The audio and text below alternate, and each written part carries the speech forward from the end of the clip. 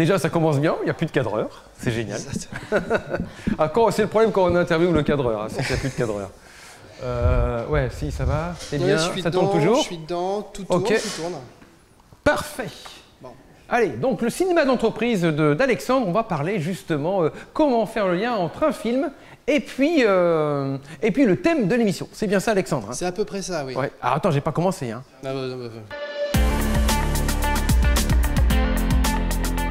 Bonjour et bienvenue au Rendez-vous économique, l'émission qui donne la parole aux entrepreneurs, aux porteurs de projets, mais aussi à Alexandre Godard, notre monsieur cinéma d'entreprise. Bonjour Alexandre, donc on va parler de cinéma et puis aussi de cinéma associé au thème de l'émission qui est les outils digitaux pour se simplifier la vie. Alors quel film va nous simplifier la vie? Je ne sais pas un film qui simplifie la vie, par contre un film sur le thème, du numérique. Il y a Tron. Mais on ne va pas parler de Tron 1, on va parler de Tron Legacy, la suite Tron 2, parce que quelque part ça nous pousse à réfléchir véritablement plus à l'imbrication entre l'humain et la machine sur ce film-là. Alors qu'est-ce que c'est que Tron Legacy? Tron Legacy, c'est la suite du fameux Tron, un film sorti en 1982. Un des tout premiers films, pas le premier, mais un des tout premiers à utiliser massivement l'ordinateur dans sa conception. Donc à l'époque, il n'y avait pas d'ordinateur pour faire les images synthèse comme on les fait aujourd'hui. Tout était fait sur photographie en pellicule derrière, donc c'était un travail colossal. Imaginez les pellicules, c'est grand comme ça, hein, en principe. Eux, pour avoir une définition correcte, ils bossaient sur des pellicules, j'agrandis. Comme ça. Des codalites, comme on les appelle. Des codalites. La tronche de la pellicule, pour avoir une définition suffisante pour travailler ces images-là.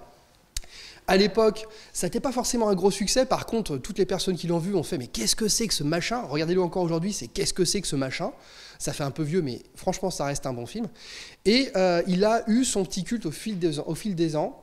Et aux alentours de 2010-11, je ne sais plus exactement l'année, Disney a sorti la suite, qui s'appelle Tron Legacy, Tron l'héritage. Il y a un truc qui est d'actualité et qui tend vers cela. Non, c'est très lointain, on n'est vraiment qu'au tout début. Si je vous parle physique quantique, je sais que je vais vous perdre. La physique quantique, c'est la superposition des états. Le fameux chat de Schrödinger dans la boîte. Tant que vous n'avez pas ouvert la boîte, vous ne savez pas s'il est vivant ou mort, parce qu'il y a un dispositif qui va le tuer à un moment ou à un autre, mais vous ne savez pas. Conclusion, dans cette expérience de pensée, le chat est vivant et mort à la fois. Superposition des états. Qu'est-ce que ça nous apporte ? Ça nous apporte le fait qu'au lieu d'avoir un monde numérique qui est un monde de 0 et de 1, un état sur un bit représentant 0 ou 1, entrée, enfin ouvert, fermé, on a aujourd'hui l'informatique quantique, qui n'est plus une informatique de bits mais de qubits, avec plusieurs états dans ce qubit, c'est-à-dire 0, 1, 0 plus 1, 0 moins 1, 0 et 1, etc. etc. Ça veut dire qu'avec l'informatique quantique, on peut réaliser des opérations, des calculs lourds en un quart d'heure, ce qui, avec notre actuelle technologie, prendrait 100 ans. Un quart d'heure au lieu de 100 ans. Je vous laisse imaginer le gain de temps. Il n'y a même pas de, j'ai pas de rapport de pourcentage, ça se calcule en puissance de 10, ça rentre beaucoup trop loin. Donc aujourd'hui, nous sommes à ça de découvertes qui sont fondamentales et colossales, puisqu'on a même réussi à prédire l'avenir à la microseconde. En équation, on a le destin qui prévient à la microseconde quel est l'état d'un électron. Ah oui. On est en train d'amorcer une marche technologique qui est fantastique. Donc voilà, aujourd'hui, qu'est-ce qu'un bon entrepreneur? C'est peut-être un entrepreneur quantique. Vous pouvez mettre plusieurs états dans votre qubit, je ne sais pas. D'accord. À vous de voir. À nous de devenir entrepreneur quantique pour pouvoir aller plus vite. Voilà. Ce qu'on pourrait faire en 100 ans, on pourrait le faire en 15 ans.